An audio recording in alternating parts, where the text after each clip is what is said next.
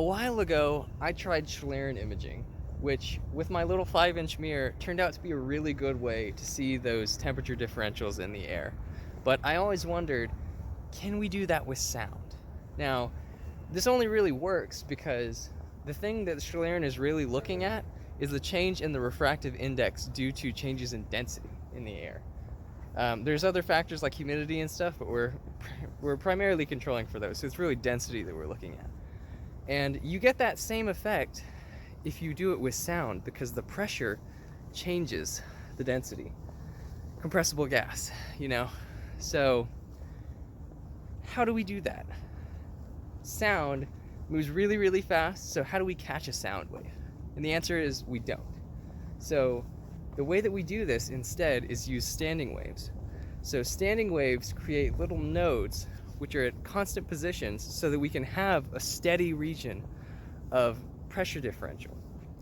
So what's the best way to do that? Get an acoustic levitator. So acoustic levitators are going to be these big arrays of transducers that each send out their little signal, and the signals sort of add up constructively or interfere destructively rather, to create these constant areas of high and low pressure that you can use to levitate small objects like little pieces of styrofoam. And I'm hoping that we can actually see these regions on our little 5-inch mirror Schlieren Imaging setup. So let's figure it out. Now, fortunately for us, Physics Girl actually already has a fantastic video up about acoustic levitators. In it, she collaborates with a team from the University of Bristol, and they explain how this works far better than I could.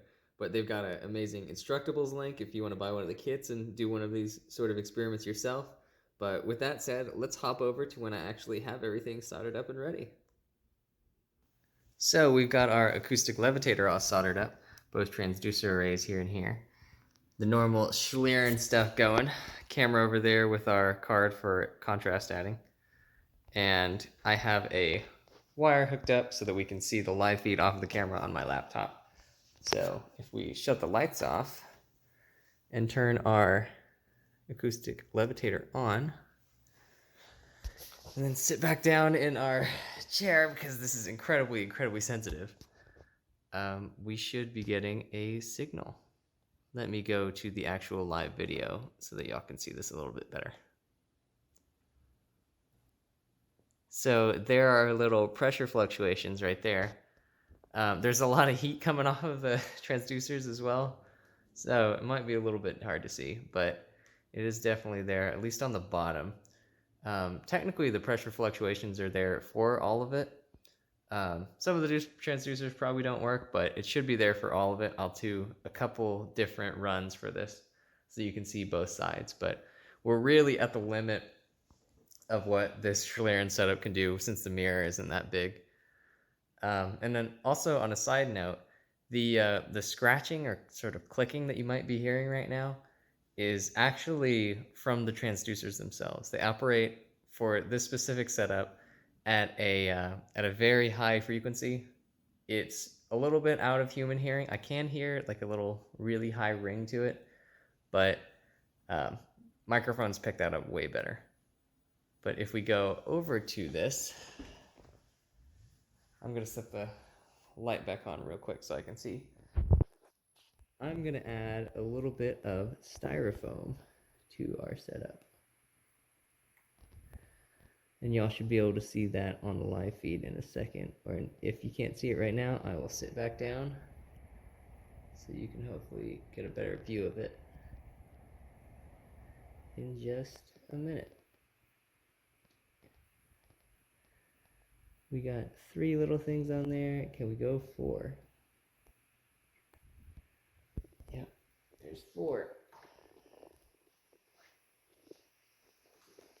So sit back down. Yep, there are the 4 little pieces of styrofoam right there. So it might be a little bit hard to see with the contrast right now.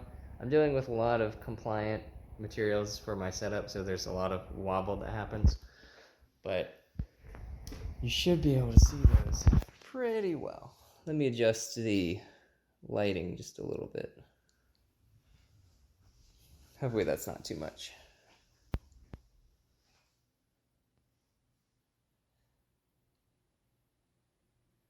Yeah, about right there. And then if I can find a little jumper wire that I had over here a moment ago, I can actually raise and lower these little guys.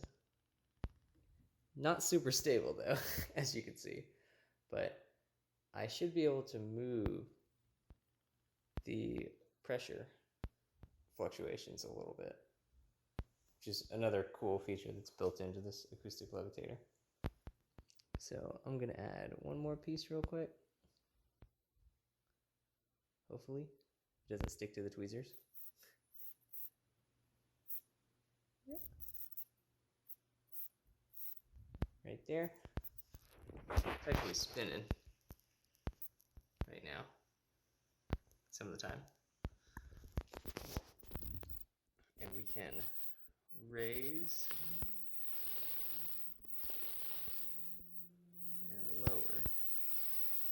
Sure, that's reset. So I thought that went pretty successfully. Thanks for watching, guys. Stay tuned.